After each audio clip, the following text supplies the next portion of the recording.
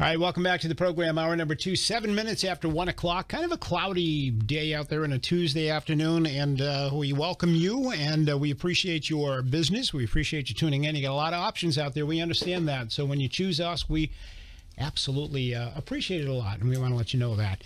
All right, we're going to have some fun this hour. We got in the studio with us right now the one and only former Mayor Scott Lang of New Bedford. How are you, Mayor? Good, Barry. Nice to see you. Good to see you, too. And before we get into anything that's too important right now, what do you think of the Red Sox? You're a baseball guy. I think that they're on the cusp of doing something we haven't seen in our lifetime, and that's putting together a season where they'll challenge the 118 season win mark.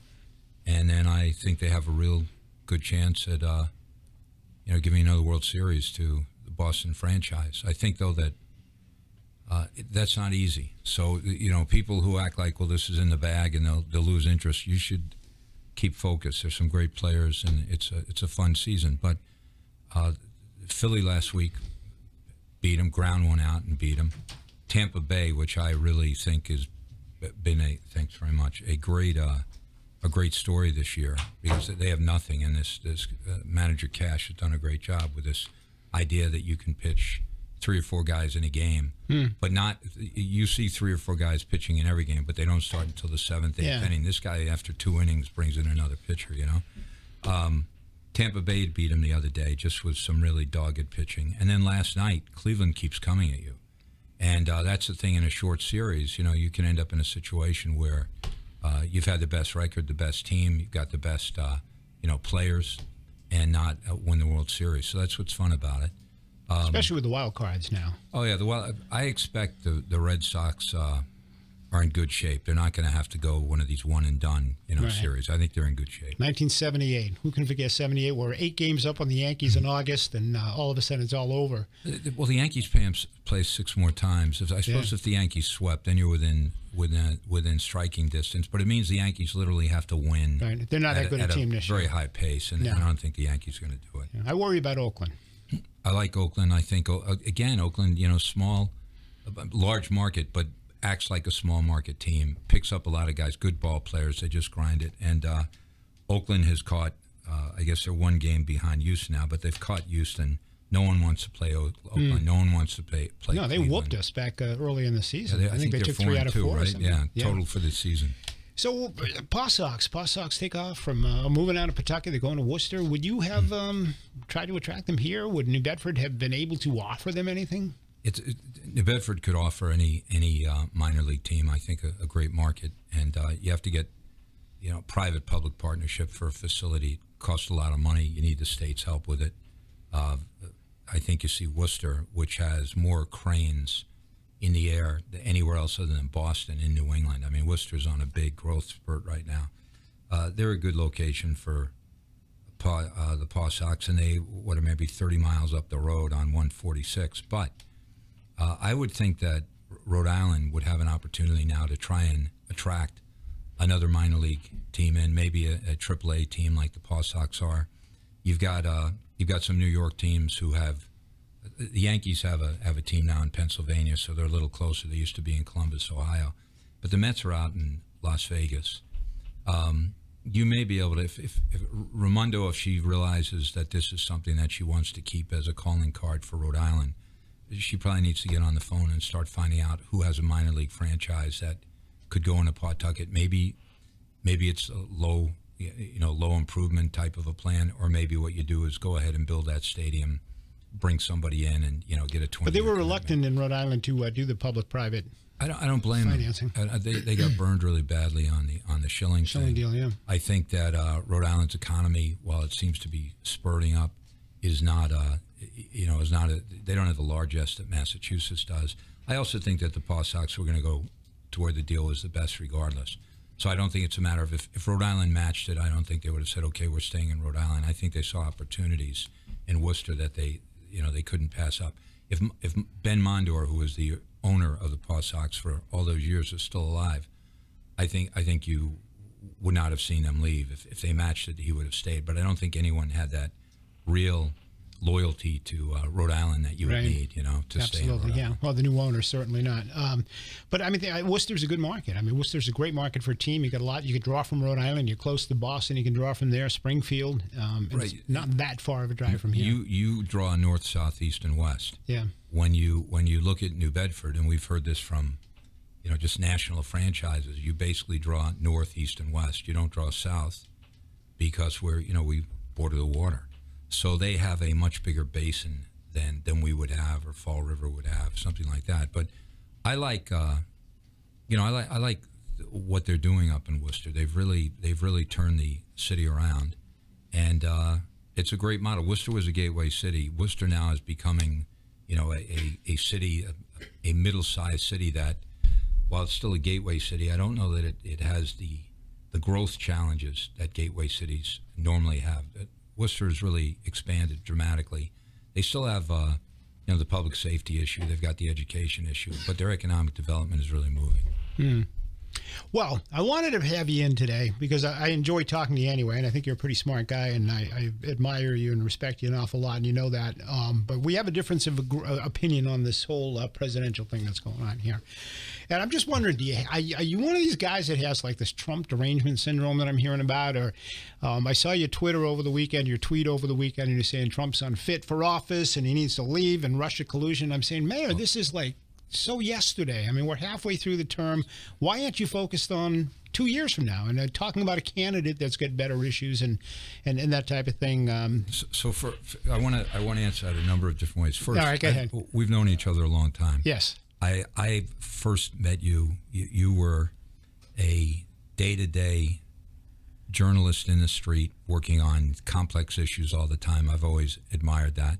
I know that you you're still a journalist, but you're also a talk show host now. Yeah. And on occasion, I get to listen if I'm driving from place to place. I can hear your Uggs while you're doing that. Well, not necessarily, because first of all, I believe that the great thing about America is that people have opinions. They have freedom of speech, and they get to express them. And I especially like I've been involved with a radio station for quite some time. I like the give and take. I also like the idea that it's the community bulletin board, and you have good hosts, and it gets an awful lot of, first of all, gets tremendous messages out when we have an issue, right? I mean, an emergency, whatever it is, it's perfect. And then you also have the ability on a day in, day out basis to pay tribute to people, to pay tribute to events, and to discuss issues. So what I want to do first is say that I believe many people will tell you I'm deranged, but I'm not deranged about Trump. I think Trump is, an interesting figure, president of the United States, and I have been involved with tweets since I decided to go modern, go 21st century about 2 years ago, where I said, all right, I'm going to try and take advantage of some of the social media to get my ideas across, or maybe 3 years ago now, Barry.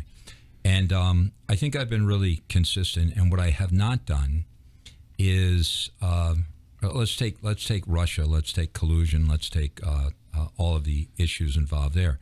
I'm waiting for Mueller to issue a report. I also want the Senate Intelligence Report. I've looked at the House report and the rebuttal, but I want all the facts out, and I mean facts. I don't want people can put their point of view in, they can argue about what it means, but I'd like to see as clear a line as I can as to what happened, and then I'll make a decision, and it's only my decision as to what I think about the Mueller investigation, where it's going, what it's all about. I also find that as far as President Trump goes, I've given a number of talks about the president prior to him taking office and after, regarding a number of different topics.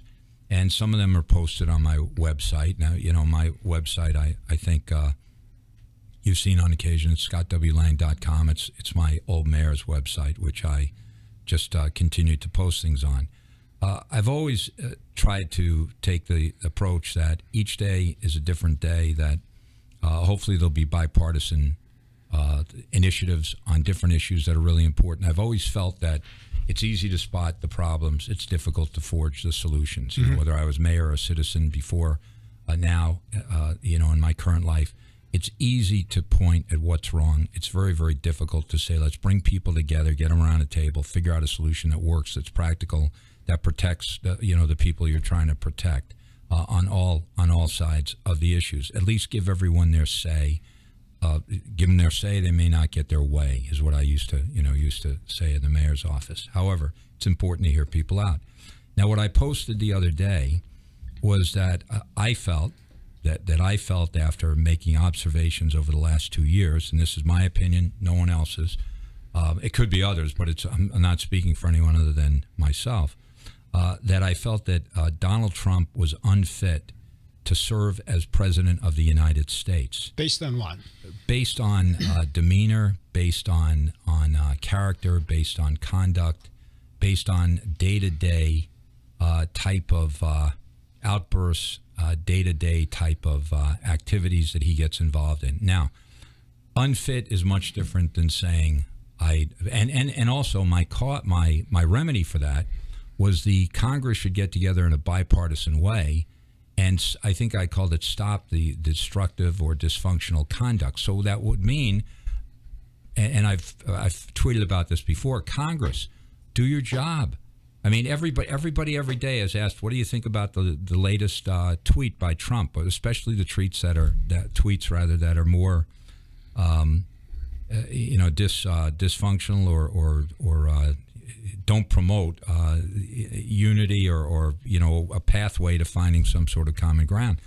And they all make excuses, whether Democrats, Republicans. They all say, well, the president got up early this morning. I don't pay attention to his tweets.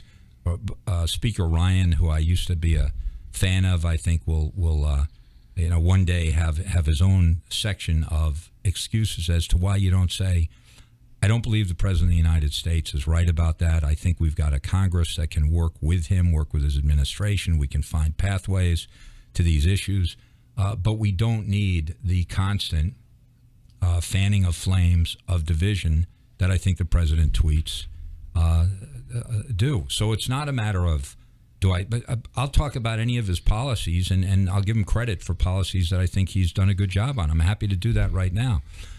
But I think the day-to-day disharmony. Well, he's certainly unorthodox. There's no question about that. It's beyond unorthodox now, because unorthodox, you say, well, there's still some parameters. There's some governor, and I mean governor like a governor of a engine in a truck or something like that, something that holds it down. But last week, I think the thing that made me just feel that this is not helpful. This is destroying the ability to bring people together. It's hardening people. I don't know Omarosa from Adam, and I quite frankly don't have any opinion as to whether she's credible, not credible. She's never been anyone I've taken seriously. But you don't. Well, why does she matter? What matters? When we've got North Korea and we've got China and we've got Well, if she has information, anyone matters if it's credible. But someone else is going to have to decide it. The fact we've been investigating Trump for with a special prosecutor now for almost 2 years. The media more than that, and there's nothing out there. I mean, so we should. Let's talk about that in a minute. Let's finish this one because I would like to talk about the investigation.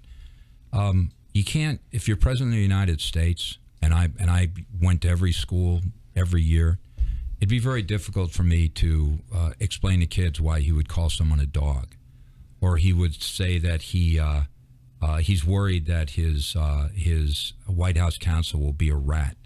The president of the United States is someone that people should hold, whether you agree with them or not. And I'll tell you other presidents that I feel were unfit in my lifetime in a second. But they should hold them in a higher regard than someone that they would meet in the street who would use street vernacular and sit there and downgrade someone or try and divide a neighborhood. I think that the president's job is much more than simply policy or presenting a budget or sending something up to the House or the Senate. I think a president's job is to try and bring people together around common denominator issues. The thing that I said to Gig, who you know as my wife, Gig, a few weeks ago is, Gig, after 9/11, I felt that this country could never be divided again, that everyone was in this. We all understood we're all one big family. Forget about, blood, flesh, whatever color. We're all the same. Everybody understands we're lucky to be Americans. In the last, now, and I put an awful lot of blame on Democrats, and I'm happy to do that as well. But in the last 3 years since the campaign, I find that Donald Trump's aim seems to be to divide people, to pull people to the I don't most see extreme. that. I'm not just being argumentative. I just don't see that. I see completely the opposite. Well, I respect your opinion. Yeah, but so I'm just curious as to where you see that. Where's that coming from? Why? How is Trump being divisive? Let me just say something. It could be me. It could be. Well, me. no, because a lot of people share your view on that, and if you don't like Trump, you figure he's divisive. Well, it's not that I observe him, and I observe him either at his rallies or through his tweets or through comments that he makes, and he appears on a regular basis, from my perspective, to take the lowest possible road, to find a way to take issues that shouldn't be divisive and turn them into divisive issues. In a way that I don't think is healthy for our democracy. Such as well. Give me an example. What do you mean? I think if it's immigration, if it's demonstrations regarding race. I mean, immigration. I think that the whole. Let me just interrupt you for a second. We've been following a story here about a plane that's in trouble that they're trying to bring down. We're now being told an update on television here that they're trying to land the plane in Massachusetts. I'm not sure whether that means Logan Airport or potentially even New Bedford. It's a plane holding, I believe it was 16 people, right? 16 in a famous rapper is on board this plane. It took off from New Jersey a while ago. 2 tires blew out upon taking off. Rapper Post Malone. And so it's a small plane. I don't know where they're trying to land this thing in Massachusetts. It took off for London out of New Jersey about an hour ago, maybe 45 minutes ago. It's got 2 blown tires, and they're trying to bring it down. We're just being told, getting an update that they're trying to land it somewhere in Massachusetts here. Could be Worcester, could be New Bedford, could be Boston. We're just not sure at this point. Mayor, would this be something that they would look at New Bedford for because there's less traffic and less people on the ground, perhaps, and they might have an easier time to get it in? Well, first of all, you've got a great runway, so you would have the ability. I mean, especially if it's a smaller plane, you have less traffic. Our fire department is, top notch. So I would think that in our emergency personnel, people train for these type of issues all the time. So I would think that if New Bedford is a place that they can get to, the cloud cover now looks like it's got enough visibility that you could do that.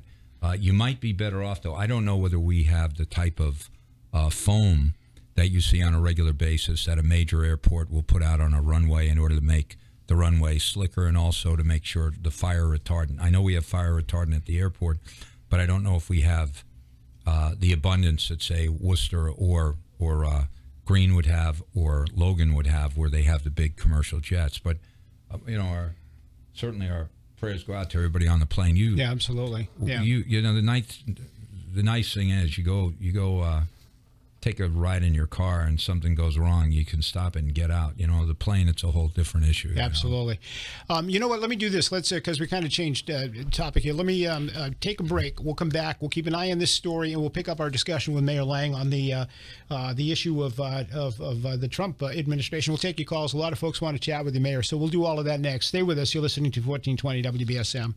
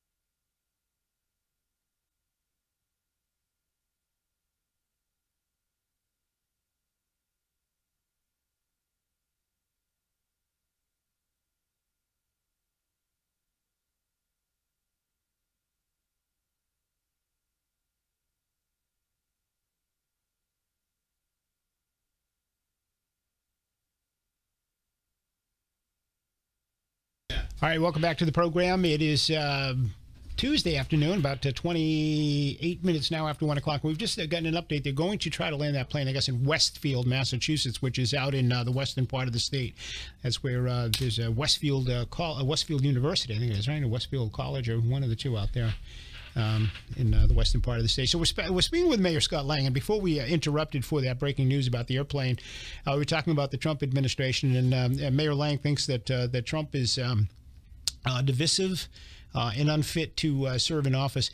You know, I think at this point, though, my question about all of this is... So I should say he is in office. So I think he's unfit as President of the United States. I think divisive is exactly the right word from my perspective. You, as president, it seems to me you try and approach things from a higher plane. You try and bring people together. You try and when you have to call someone out, you do it, but you do it in a way that is appropriate, you know. And I just find him to be base. I think he made a mistake. I think he quite honestly could have approached his presidency in a different way, and I think he would have gotten much more support and respect from both aisles, quite honestly. And I think that he's been someone who is for whatever reason unable to hold back. You know, he's a raw wire all the time, and I don't think that's helpful. So we've got an opposition party right now that refuses to deal with him at all. From even before the election, you know, he's public enemy number one. We're not going to do anything with him. We're not going to, you know, negotiate with him. We're not going to talk to him. We're not going to vote. Elizabeth Warren, our U.S. Senator, hasn't even spoken to him, and he's been in office almost 2 years. So they did this. The Republicans did the same thing to Obama. I'm not sure how we ended up in a situation where the Congress is broken. The relationship between Congress and the presidency is no longer a fluid relationship. Right. It's got to change. It's not in the best interest of the people. We pay everyone's salary. They work for us. The idea that they would be there all protecting their own flank other than worrying about the country and its issues is something that's very But isn't that why Trump got elected? Disconcertive. Yes. I mean, that's exactly why people. I mean, I'm wearing my Bernie Sanders shirt, as you can see, right? You look good. It looks like your long lost cousin, to be honest with you. But so let me say two things. I don't, and this is probably tough for people to hear. I never recognized Sanders as a Democrat. I recognized him as a socialist or a socialist Democrat. I always thought it was not appropriate for Sanders to be running as a independent in the Democratic nominating process, and I felt that was something that did not make a heck of a lot of sense to me, having been involved heavily in that process. But now, the same can be said of Trump with the Republicans. Oh, right? absolutely! It was very interesting. It's difficult when you've got a two-party system. You're either in or you're out. Right. So if you're in, you're in, and if you're not in, then go run as an independent. But the interesting thing about it is that you're absolutely right. Trump was not I think a figure that people immediately recognized as a Republican. I did not support Clinton. I started to tell you, presidents I feel who were presidents who were unfit. Now, being unfit doesn't mean that you're going to be impeached or anything else. I'm just saying that the fellow doesn't have the personality or the character, from my perspective, to serve in that office. But I felt Bill Clinton was unfit to be president. I felt that Nixon, the reason that I got in politics to begin with back in 71, December of 71, is because I felt he was unfit to be president. Now, who the hell am I? And it's all in the eyes of the beholder, and it's your opinion. But that's the great thing about, as I said, our country. The other thing I want to say, though, really quickly, is that I have not, other than saying let Mueller do his work, let the chips fall where they may, let him investigate whoever he's got to investigate. I want to see what happens here. I do know. I thought Helsinki was a very, very bad day for the United States. Forget Trump, but for the United States. I feel that Charlottesville is a very bad day for the United States. Forget Trump, for the United States. I feel that the separation of families on the border, whether they're coming legally or illegally, is a bad day for the United States. I want people who represent me, who come to a higher calling than just, we'll talk to, and now I'm using base in a different way. But all we'll of these have been going on base. for years and years. And those it's got to change. Right. The status quo is dead. It's got to change. Yeah. If you have an issue, you got to bring people together and decide what is a common sense, common ground solution to it, and then begin working on it. And if it doesn't work, change until you get it right. I mean, the doctrinaire approach drives me crazy. I'll also say that when I was serving as mayor, I had Kennedy and Kerry. Then I had Kirk and Kerry. Then I had for a period of time Brown and Kerry, and I never hesitated to call any of those senators and ask for whatever I thought New Bedford Well, the thing needed. about Kennedy, look, and I was never a big Kennedy supporter, never a big, and I know you were. You were friends with the family, and Yes. I know you know them very well. And I was never a big Barney Frank supporter, but I've always stated unequivocally, when you needed something, and there was an issue like what we have right now with the fishing industry, you call Kennedy's here in 10 minutes. And the same thing with Barney Frank. And that was, by the way, that was not because Scott Lang was calling him, but it was because the mayor of New Bedford was calling him. Exactly. But we don't see our delegation anymore. Right. That's a problem. That's a problem. It is a big problem, yeah. What do you think? What do you think about Elizabeth Warren? I like Elizabeth Warren. I think she's very bright, and I think she's a good public servant. I don't like every issue. The position on every issue that Elizabeth Warren has. I was not happy with the statement that the justice system is racist from front to back. I thought that was a very inappropriate statement. I don't agree with it. I don't think pandering? That's true. I've been was about she pandering? Yeah, and don't pander. Right. If I go before a crowd, I've gone before crowds where I made a speech to the AFL-CIO, which said labor's got to lead. You've got to pick up the mantle and start leading again. So you made the point of pointing out that Bernie Sanders is socialist, and which, I mean, if you've noticed a great deal of the leadership in the Democrat Party right now shifted to the socialist side, the extreme left wing. Bernie's popular, Cortez Ortiz or whatever her name is out of New York, and you're not that far to the left. You're more of a moderate. I'm a traditional. I would say this. I guess now I'm called a centrist, right? I used to be a liberal Democrat, which was a centrist. Right. I'm certainly not to the ultra right, and I'm certainly not to the ultra left. At a certain point, I think the ultra right and ultra left.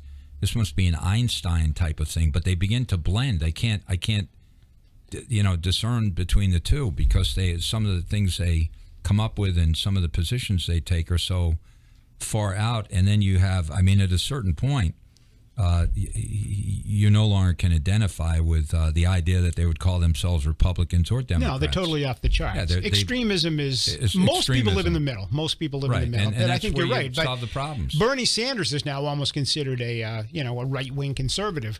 Right. By the standards of some of these folks. I love the idea that Bernie Sanders is in the Senate. I love the idea that Rand Paul is in the Senate. I love the idea that you pick whoever you feel is as right as a senator is in the Republican Party or the Democratic Party. I love the idea that they serve in the Senate. When I was a kid, I worked in the Senate. It was the great institution for debate, for coming together in some way to find find solutions to difficult issues. In the summer of '72.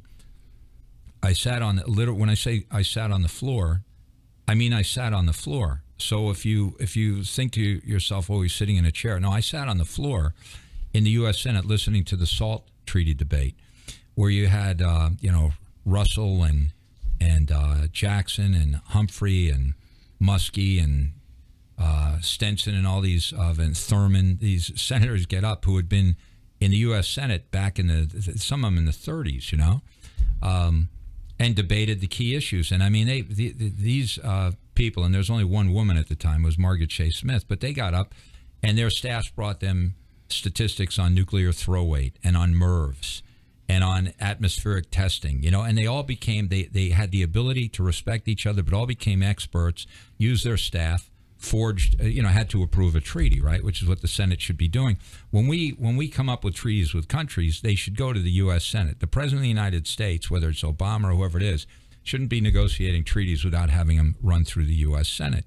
It'd be like looking at a clock and saying, let's take one of the hands off the clock and see if you can still tell time. You should follow what the Constitution dictates. I think that Trump needs to be mettered, needs to be counterbalanced by an act of Congress. And if that was the case, maybe we wouldn't have so many outrageous type of issues being covered by talking heads on 3 networks that I watch and say, these aren't news networks. These are public opinion formulators. I can't get the news anymore.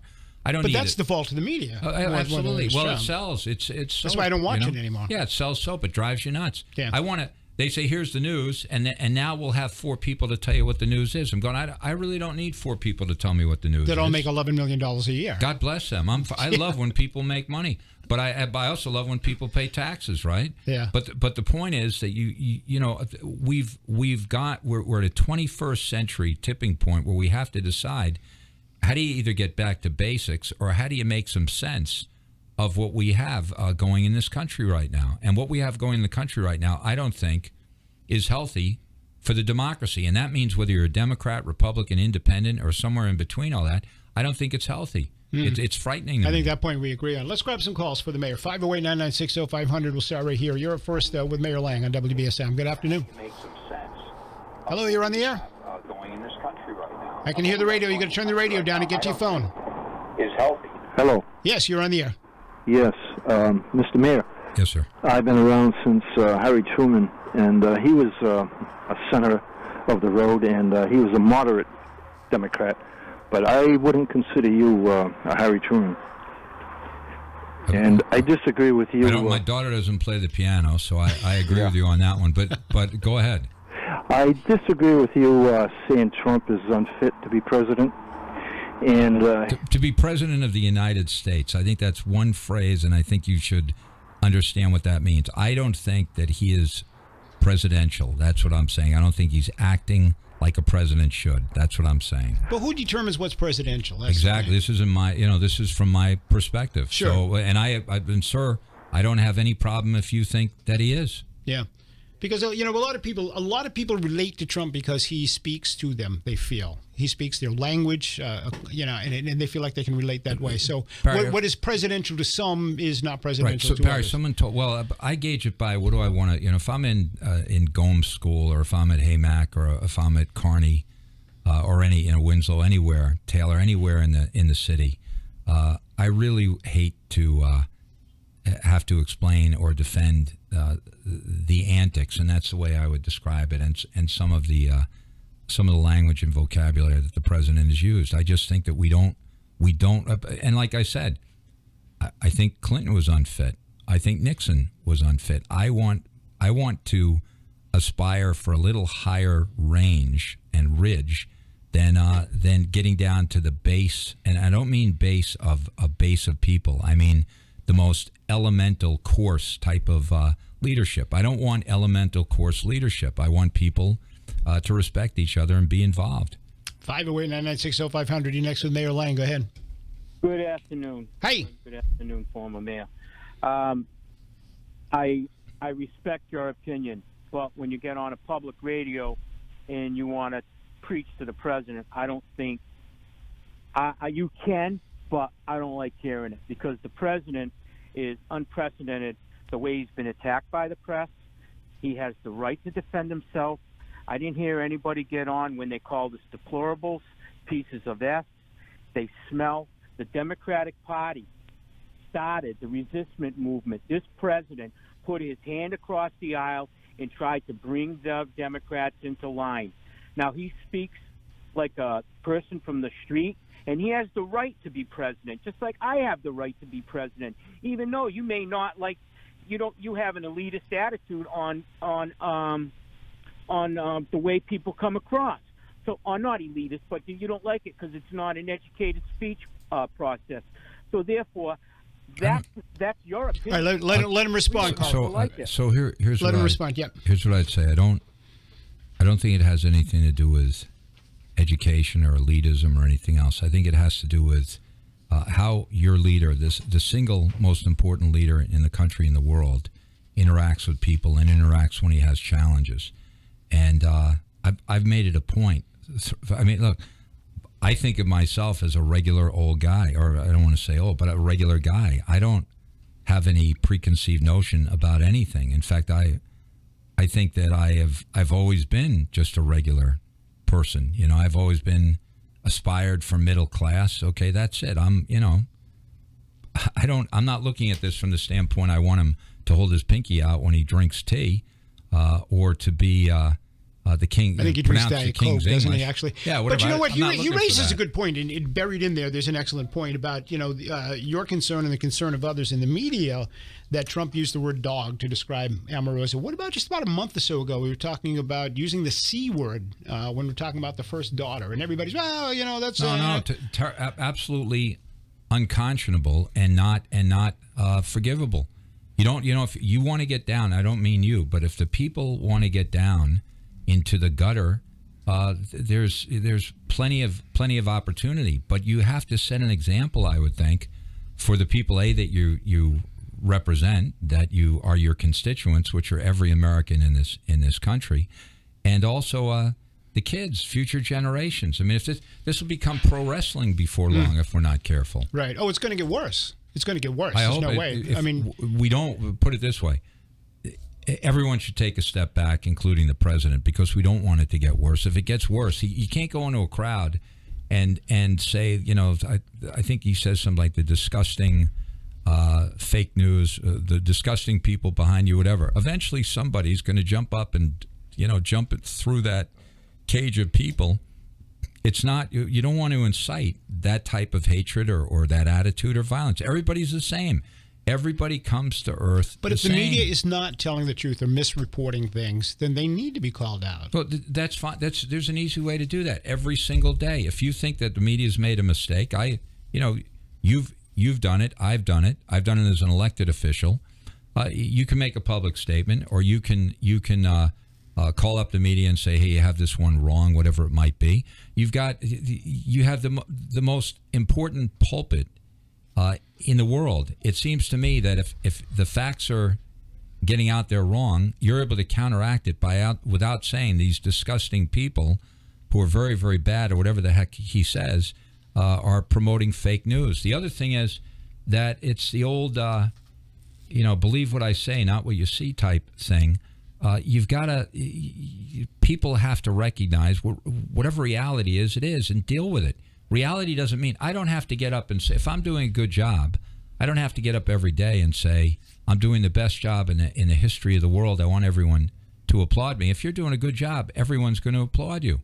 And it just seems to me it's a misdirected type of all right, look at the results and where mentality. We're at now. So we're 2 years into this thing now, almost 2 years into it now. We've got unemployment is like incredible. The economy's doing well. Booming. I mean, blacks, Hispanics, lowest numbers ever. 52 years it's been since youth unemployment was as low as it is. People are working. People are getting tax cuts. They're getting more of the money to go out and spend, and so on and so forth. So how do you convince people in 2020 to throw the bum out when they're doing well? So let's talk about right now, then we can talk about 2020 a little bit. But right now, it seems to me that Democrats have to be able to put out a rationale as to why they think that they should take over. But they haven't. It's not enough to say we don't like this guy. Right. This guy's a dope. And that was the whole point I had with you. Here's the great thing about it. I've been writing to the DNC since the fall of 2016, saying exactly what you just said, that it's not enough to simply say,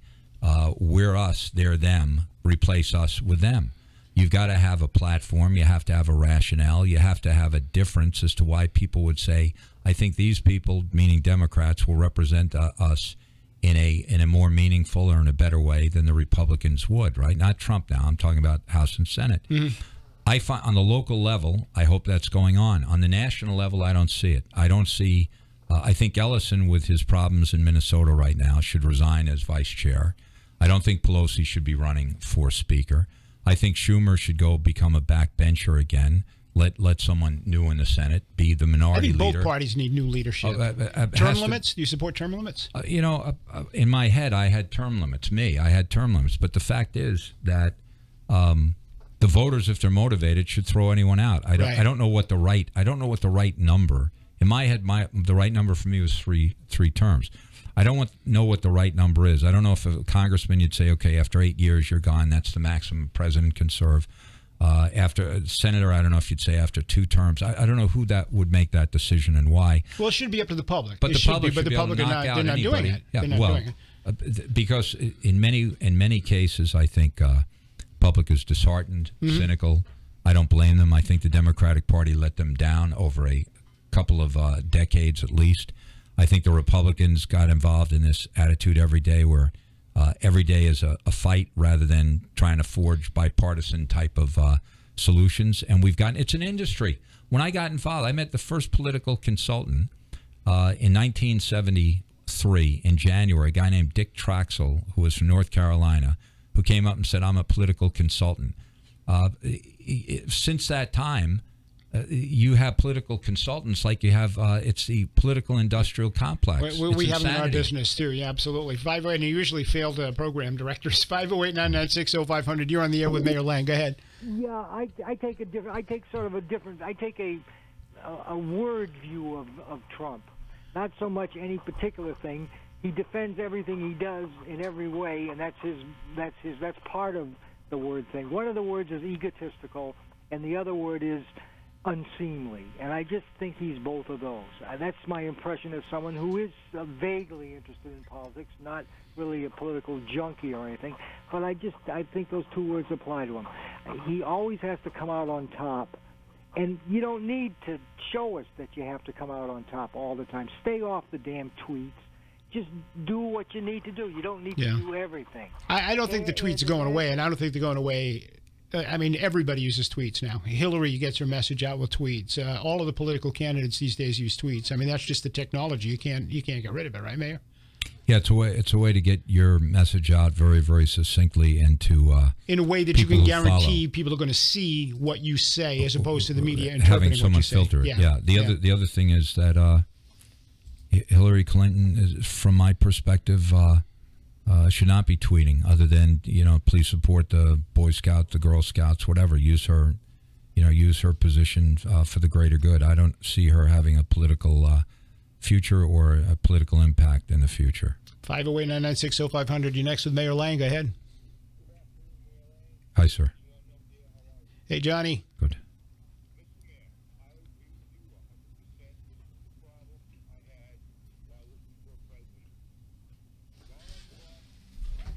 Sorry, I just can't get by his nastiness, his divisiveness. I got 5 granddaughters, and the problem I have with Donald Trump is, how do I explain to my granddaughters when they ask me why the president is heard, grabbing women by the private part, moving on a married woman, forcing yourself kissing her and all that stuff, paying off prostitutes and porn stars. I'm sorry. He's just not a good man. And I think that the President of the United States should at least be a better man than myself. And as far as I'm concerned, I'm way ahead of him. All right, let me hold you there, Johnny, because we've got others that want to get on. But, I mean, you can respond to that, obviously. I think you have already in your points. But, I mean, I think that kind of thing is selective, though, because you've got Bill Clinton, who, as you've pointed out, you didn't feel was fit. John Kennedy was certainly a womanizer, right? There have been many presidents who have had problems in that area, and I think that probably goes along with the ego and the power thing. I'm not quite sure, but to nail that strictly to one guy, I don't think is fair. I mean, I think that we've had that issue with a lot of different presidents over the course of our history. I think they're all flesh and blood. Every president's got an issue. I'm just saying, in my lifetime, since I've become, aware of and watched, I read, I'm not exaggerating, I read a half a dozen newspapers each day to get different perspectives to keep, thinking. I think it keeps you young.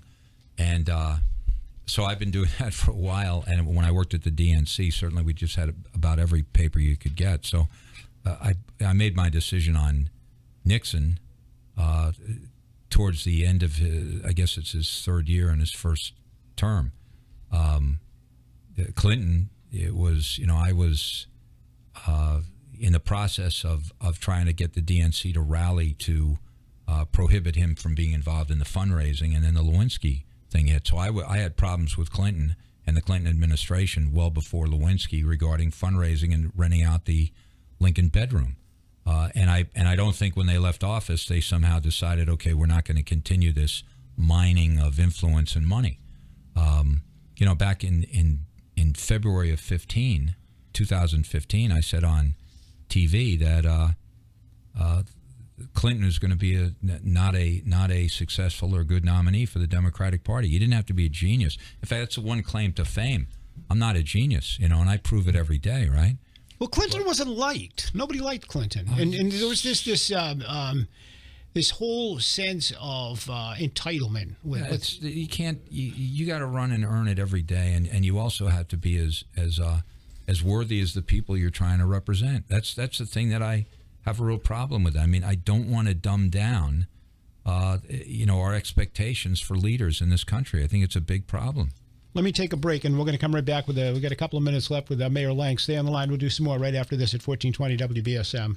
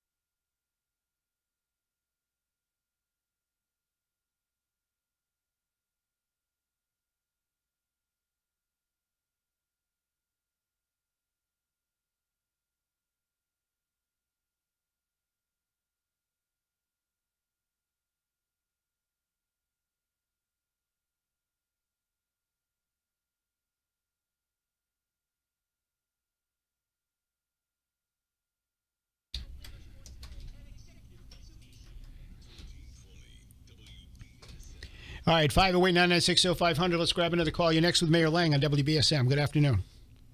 Hey, Barry. Hey, Paul. Hey, how are you? Good. Hi. I've been listening, Mayor, and the only thing that gets me is you're saying all the right things, and you get us excited about what politics could be. But in the same token, you support someone like Elizabeth Warren, who's totally the opposite of what you represent. So how can you honestly say that you're really independent and you want the Democratic Party to change, but you support someone like Elizabeth Warren, who plays the race card, who plays the wealth card, who plays every card that she could possibly play, and at the end of the day, she goes to her gated community. You live more in the trenches than she does. Right. So let me say, I'm gonna let him answer, and I'm gonna put you so you can hear it off air. Thank you for calling me. The answer to that is I'll support who I think I should. I want you to support who you think you should. I have made observations about Warren. I do think Warren is very good on banking consumer issues. I think that she made a terrible mistake, as I said, with the comments about law enforcement. I don't think that's appropriate. I don't think it's right. I think it fans flames. I don't like her back and forth tweeting with Trump. I think that is completely inappropriate. You want to make an observation, great, but back and forth tweeting, I don't believe in. And she doesn't do much for our industry here, fishing industry. I mean, well, that's the other thing. What I believe, and we started to say this, is we have always been very lucky in New Bedford to have senators and congressmen who who understand our city, who understand whether it's Coggeshall Street or whether it happens to be County and Rivet. They know the intersection. They understand what we need. We continue to have a congressman, I think, who understands that. I need our 2 U.S. senators to understand do the same. more Mayor, I've got about what literally we're doing. 30 seconds before I got to let you go. Any decisions from you on 2019 in terms of running for mayor? No, 4-year term? I was completely against a 4-year term, as you know. I think that I'm very happy practicing law. I enjoy working with people. I expect I'll get back into public service at some point, and I think that obviously there's an imperative for people who believe that public service is important to be involved. So I'm looking at all. Not that. next year though. We'll see. I'm looking at it, but I love what I'm doing. All right, I got to hold you there. Mayor, appreciate you coming in. Always great to talk to you. Thank you. Well, you're listening to 1420 WBSM New Bedford News. Is next. We'll be back on the other side.